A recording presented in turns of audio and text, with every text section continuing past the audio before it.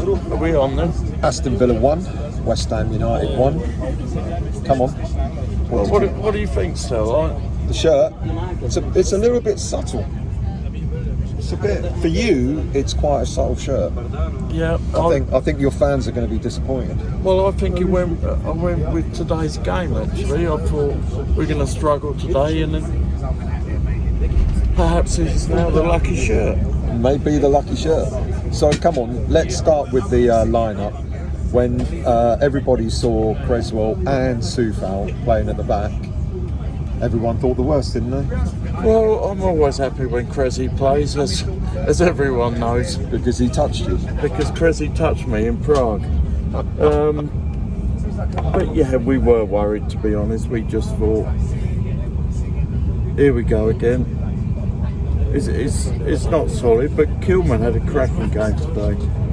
He looked better today, didn't he? He looked like he was in command of that central defence area. And he brought the ball out well. He did. Do you think he did that because he had two experienced players either side of him? I think probably, yeah. He, at Wolves he was playing with Dawson. Yeah. And everyone said that Dawson made him look good. Yeah. Cressy made him look good today.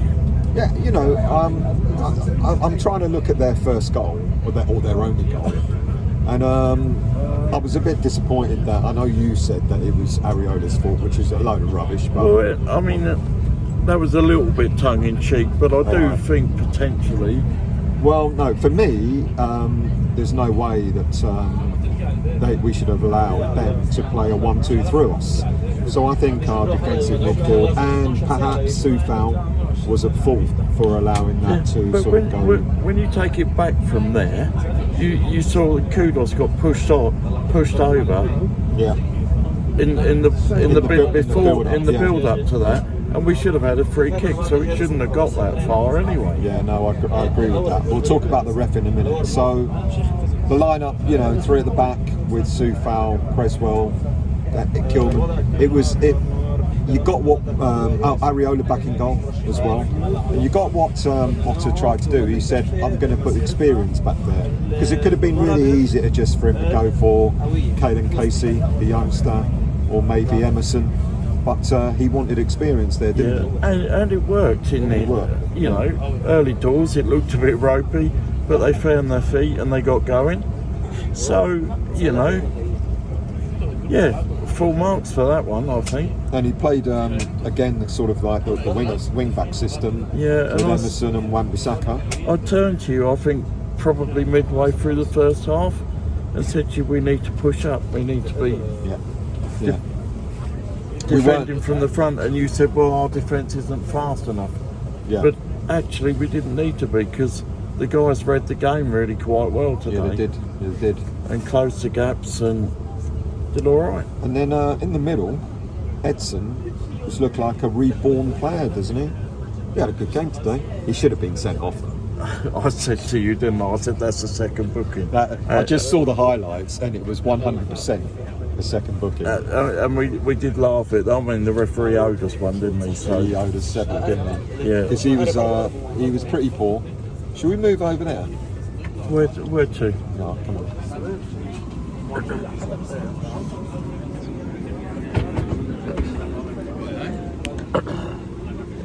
You can join in a minute. Yeah, sorry about that. A little bit of movement around. Edson Alvarez, without a shadow of a doubt.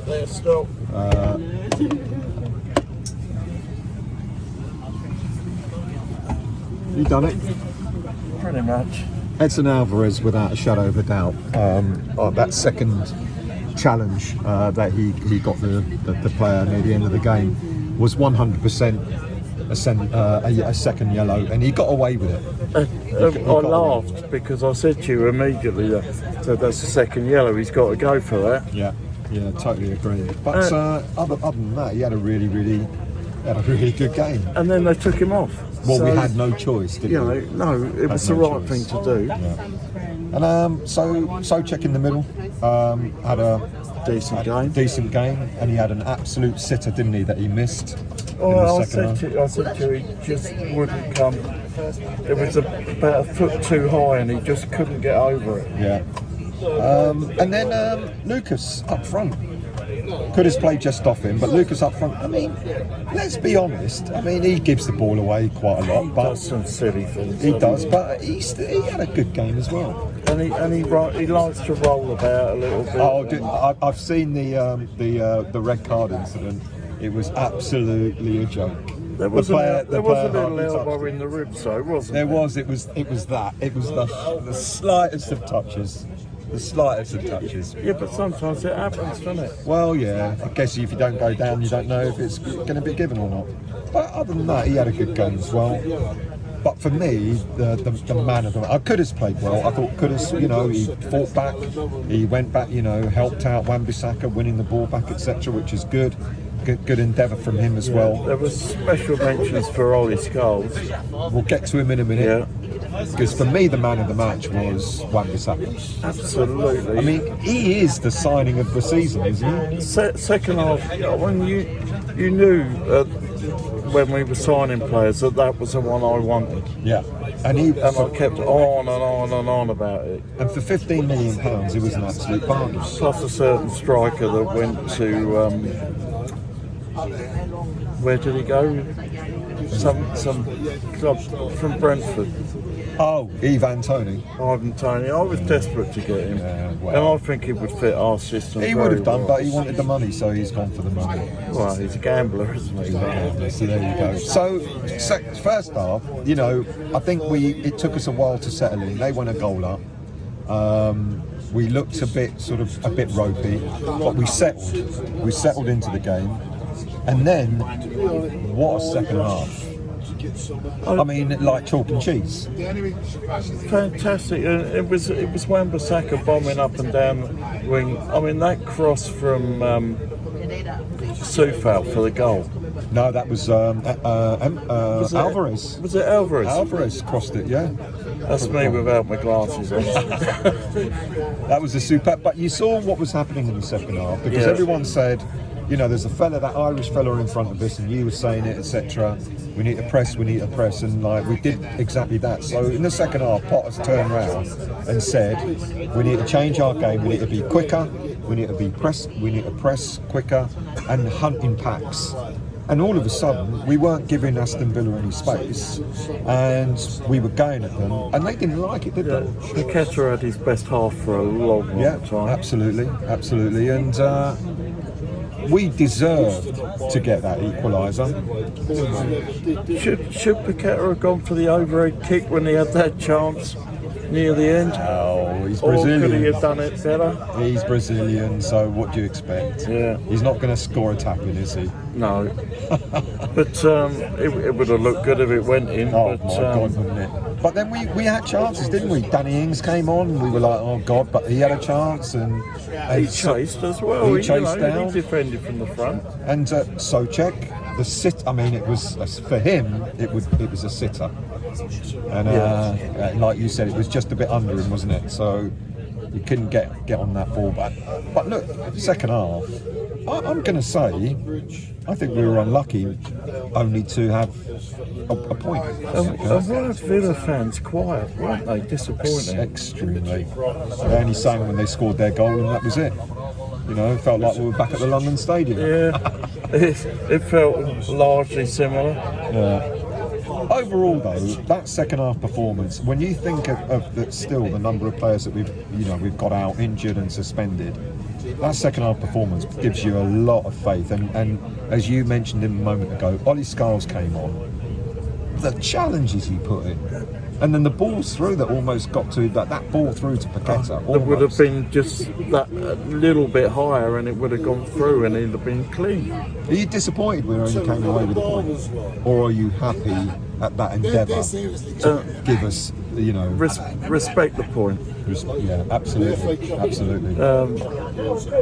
That's what you got to do. You got.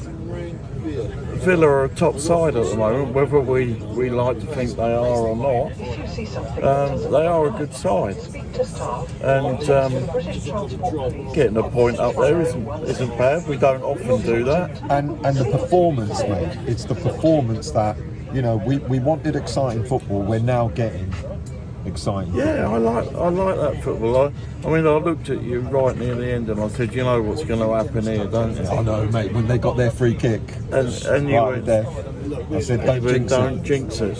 And thank God we didn't. And away we went. Yeah. It was superb. I'm happy. I'm happy with that. That was an exciting second half. It actually had me like hooked. Do you know? It's like it felt like something to really cheer for. Yeah, and all the guys around us. So it was all the same. We were all, you know, we bought into that performance today. And we're finally getting what we want, Wiggy. We're finally getting performances and exciting football. I mean, is that possible?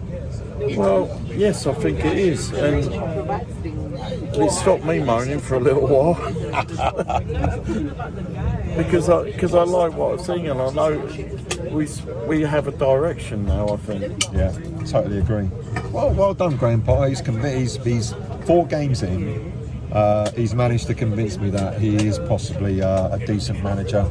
You know, with the stick I sort of gave him at the start, I didn't really want him, but he's convinced me. He's the right person going forward. I told you he was the man for the job. I don't think you did, but anyway. Well, I'm afraid I did, and I told you that. I don't know about that. I told you that as long ago as when Moyes was leaving the building. And you were like, no. But he waited for us. And you know what? I'm pleased. It's looking good. He's using the youngsters. He's using the players in a particular way that is, is boding well. Is exciting. He's not afraid to make the changes when he thinks he needs to make them. And he's playing really good football. I think we can I know a lot of people moaned about the Crystal Palace game last weekend, but that was 3 games after in 8 days. The squad was tired. You could see today, after a decent break, you know, it's been 7-8 days since the last game. We look fit, we look ready, we look up for it, and that second half performance just incredible. To be fair, I think we were all tired after 3 games in 8 days. Let alone the players, yeah. You know, there's only so much your liver can take, isn't there? Absolutely. That is true. That is true. You know, we've had a quiet day today. It's been relatively quiet. Only 2 bottles of Prosecco. And nothing since about 2 o'clock, so it's not too bad, is it? So, should we get the others on? yeah.